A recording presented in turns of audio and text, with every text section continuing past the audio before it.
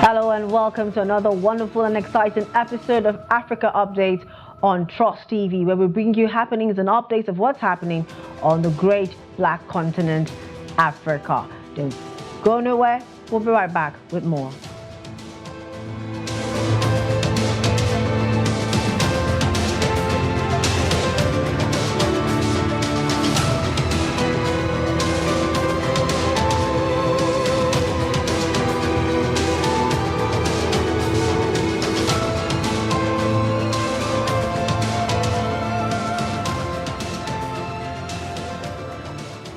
Welcome back. It's Africa Update here on Trust TV, and I'm your host, Chiamaka Nwafor. Now we'll start with South Africa, where this week we'll be telling you that they've sworn in lawmakers on Friday, June 14th in Cape Town. Now, there were two parts of the session, the parliamentary session, for the first part seeing lawmakers take the oath of office, and the second part for the voting of the president and the vice president. Here's more from Africa News. South African lawmakers were beginning to be sworn in on Friday in Cape Town. The Chief Justice Raymond Zondo oversaw the first part of the parliamentary session, during which lawmakers took the oath of office. In the second part of the session, parliamentarians elect the president and the vice president. Cyril Ramaphosa is seeking a second term as leader of Africa's most industrialized economy, but his African National Congress party, ANC, has been weakened after losing its long-held majority in an election last month. 18 political parties are represented in the South African Parliament for this five-year term, from the ANC with 159 seats to the PAC, the Good Party and the UAT Party with 1 seat each. MK Party, which ended third in the May 29th poll, has decided not to attend the inaugural session of Parliament, alleging there was election rigging by the Independent Electoral Commission. This session will reveal the unity government the ANC has formed. Late Thursday, the party said it had a coalition agreement in principle with the DA party and smaller groups.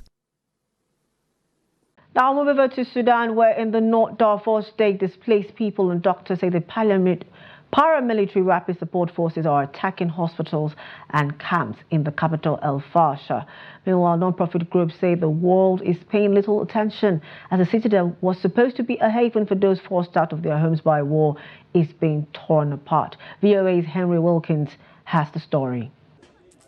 El Fasher, the capital city of North Darfur state, was supposed to be safe. About 800,000 people displaced by fighting and alleged ethnic cleansing in the surrounding Darfur countryside have fled here hoping to find refuge. But since mid-April, El Fasher too has become a war zone. Refugee camps have been caught in the crossfire and even shelled as the Sudanese military battles the paramilitary rapid support forces for control of the city. More than 1,200 have been killed, says Doctors Without Borders. From inside El Fasher, Adam Rojal, a spokesperson for a local non-profit helping Darfur's displaced, told VOA that people here don't care about the warring sides. They just want the fighting to stop. They are not patriots because they're fighting for their own interests. The only loser is the society of Sudan, especially the people in Darfur. People have lost everything. Even the basic needs of human life like food, water, shelter, and medicine. Words can't describe how serious this crisis is. Claire Nicolette works with the non-profit Doctors Without Borders, which operates medical facilities in El Fasher. She said one of its maternity wards was shelled, as well as the main surgical hospital. The roof fall down on babies that were inside the hospital, and we had to close down after the death of these two children. Surgical hospital, I can say, which is receiving all the wounded at the moment, has been touched 4 times now in 10 days. Nicolette said calls from the UN, US Secretary of State Antony Blinken and other members of the international community to end the fighting in El Fasher have gone unheeded. She says the situation is only getting worse and that the violence is indiscriminate. We hear about drones now, we hear about snipers, so we just see that the situation is just deteriorating over and over.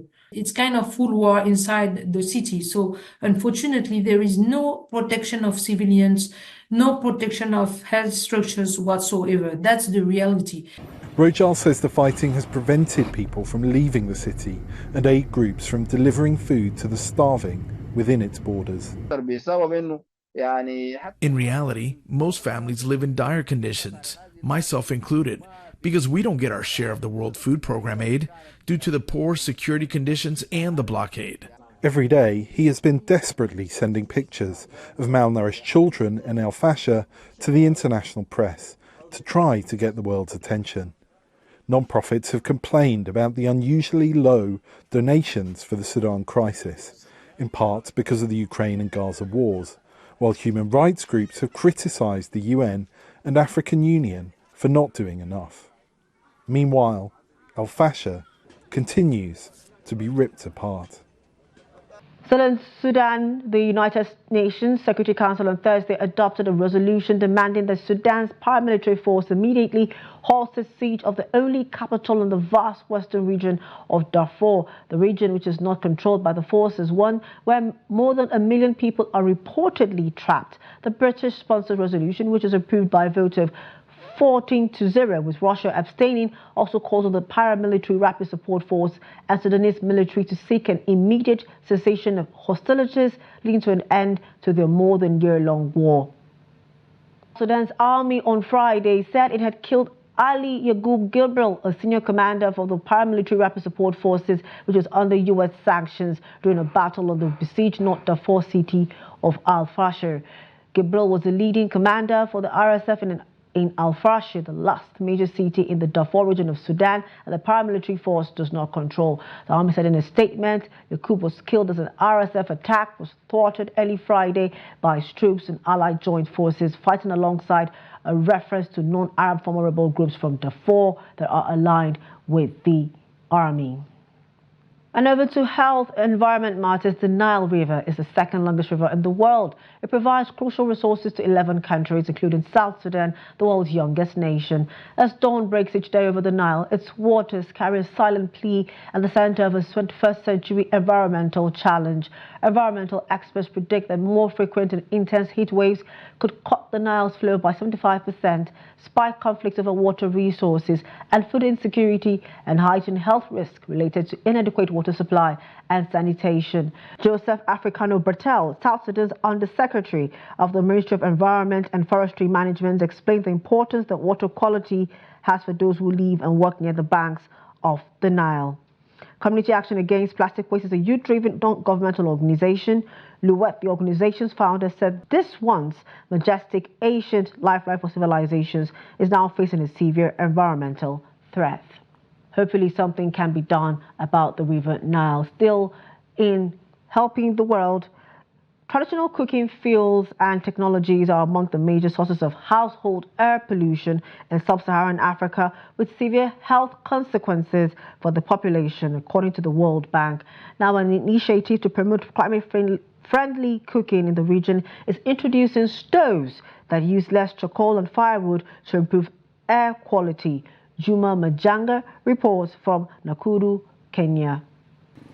At a local market in Nakuru, a town in Kenya's Rift Valley region, Josephine Abongo is busy attending to customers at her cook stoves shop.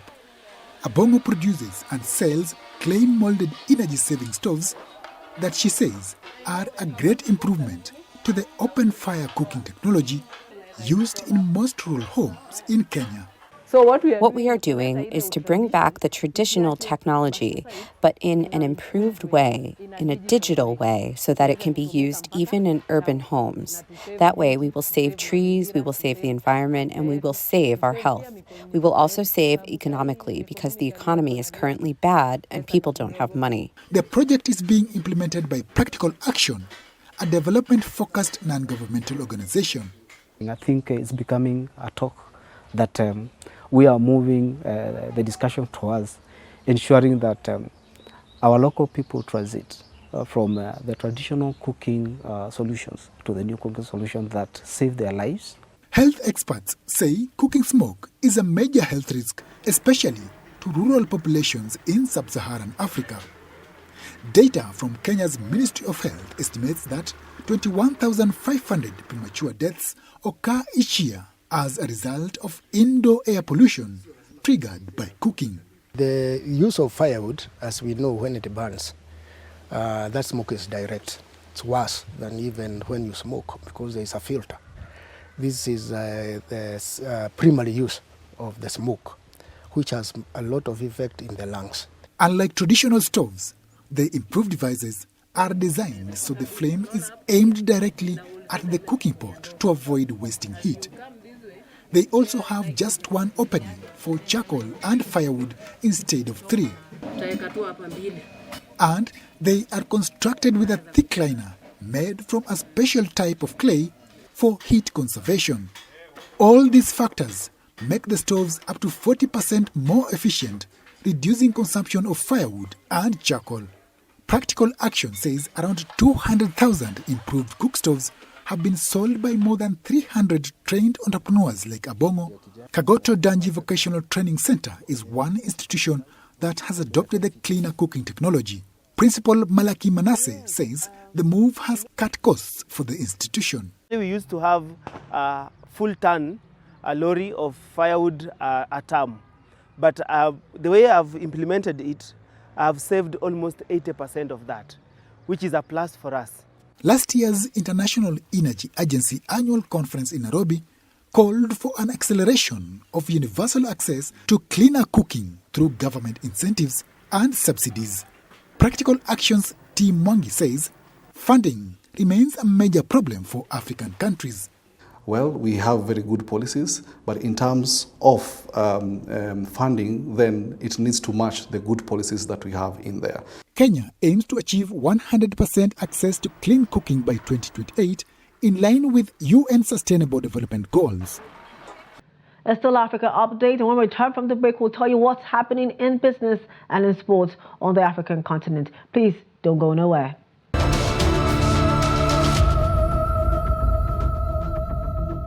Welcome back to Africa Update right here on Trust TV. Now, the G7 summit opened Thursday, June 13th in Italy, and a session focused on investment and infrastructure projects in Africa took place. The Partnership for Global Infrastructure and Investment PGI program was high on the agenda. Here is more from Africa News.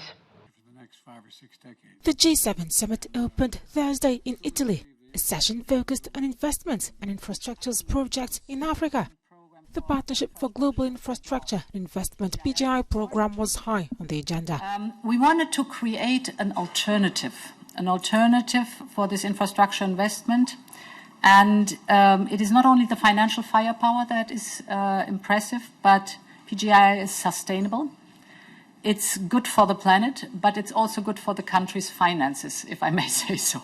And this combination makes our offer different to others. Important is that we want to bring long-lasting benefits to the local economy of our partners. Italy holds this year the rotating presidency of the forum, which ends Saturday. Italian Premier Giorgia Meloni set as priority developing ties with Africa. Several leaders from the continent have been invited. Now, 39 Ugandan objects have returned home after over a century away. The University of Cambridge is loaning the traditional artifacts to the East African country for an initial period of 3 years. Here's more on the story from Africa News. After over a century away, 39 Ugandan objects have returned home. The University of Cambridge is loaning the traditional artifacts to the East African country for an initial period of 3 years. But what meaning can these objects, which range from tribal regalia to delicate pottery, hold now for the people who carved them so many years ago? These objects have been away from home for so long. Now is the time that they come back, and it's the time to research the history of these objects, to research their contemporary significance, and to help make decisions about their future. Really importantly, this is research that could be done in Cambridge, but it shouldn't be done in Cambridge. It should be done here, and it should be led by Ugandan people. Cambridge acquired most Ugandan artifacts as donations from private collections, and many were given by an Anglican missionary active in Uganda after the nation was made a British protectorate in 1894. There was a lot of plundering Africa, and so Africa being plundered, it's not that they only took gold, you know, they took gold and associated heritage.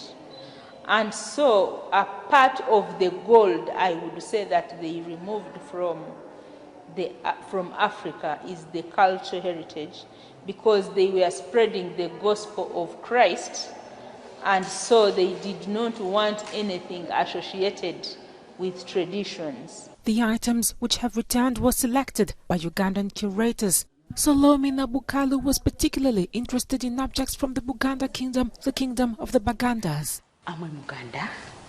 There are a variety of objects they've brought from Uganda, and I've seen and I'll be seeing these objects, most especially Omulamula, Damula for the Katikiro. That is the most fascinating object I've seen. These items represent a small fraction of about 1,500 Ugandan ethnographic objects that the British University owns. The African Union aims to have a common policy on the return of looted cultural property.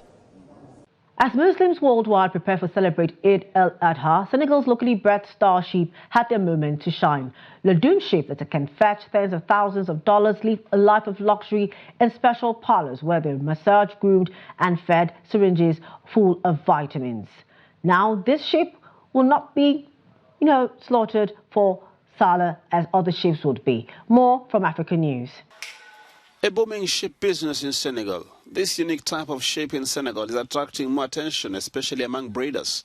Celebrated for their gleaming white fur and symmetrical horns, the animal is most often bought for prestige breeding and beauty contests and not to be eaten. Ladoum sheep that can fetch tens of thousands of dollars live a life of luxury in special parlors where they are massaged, groomed and fed syringes full of vitamins.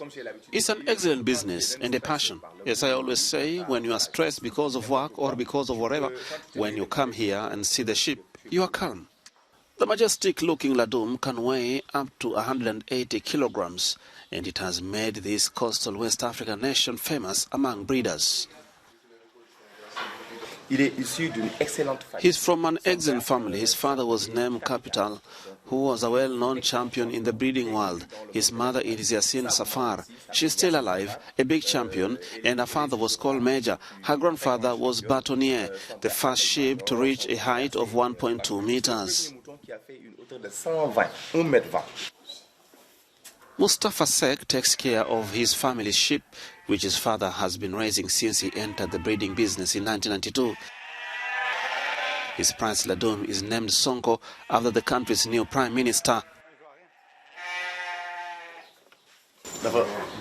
When he was born, it was the moment when we had a lot of hopes, and that was because of our prime minister, Ousmane Sonko. We saw that he was a true patriot, a warrior, someone who is strong. So this was when Sonko the sheep was born. Very few people in Senegal can afford a Ladoum.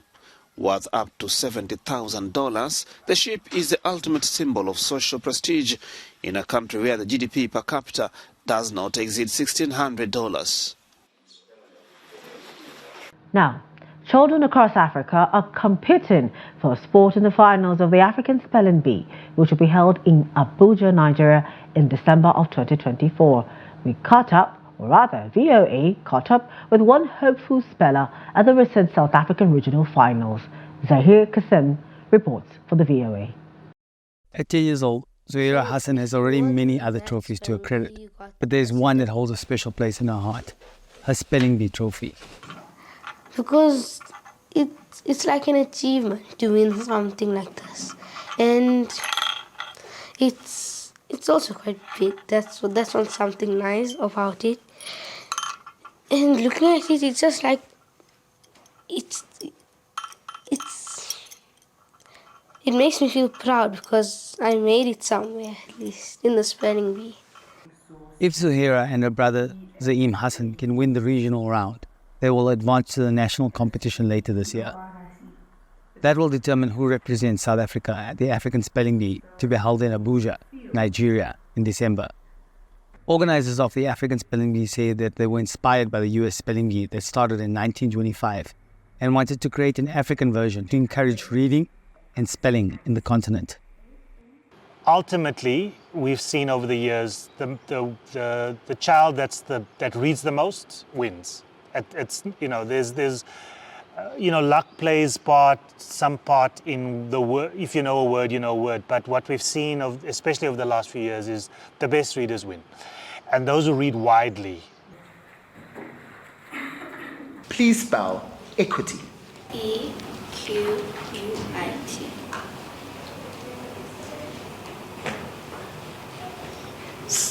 Sorry, what was the last letter? T. T. Do you want to try that again? ITD. Very close, unlucky. It's actually a Y at the end, so it's EQUITY. Yeah. Next up is Zuhaira to qualify into today's top 10. Please spell quality. QUALITY. Thank you. Nice, 2 out of 2. As the day progresses, only a few competitors remain. Math teacher Helen Carter says that the spelling bee is important because it recognizes kids' excellence in things other than sports. They're the kids who don't thrive in sports, who sit in the library at break and they read, and after school what they want to do is read books. And this is a chance where they can really prove their worth and something that they're strong at and that they're passionate about. Now it's time to reveal the winner. And then between Zuhaira and George, we had to count back all the stuff. They were tied throughout the competition, except for one round where George got 1 point more than Zuhaira. 1 point made all the difference. Fortunately for Zuhaira, her status among the top 3 is still good enough to qualify her for the national competition. Zuri Kassem for VOA News, Johannesburg, South Africa.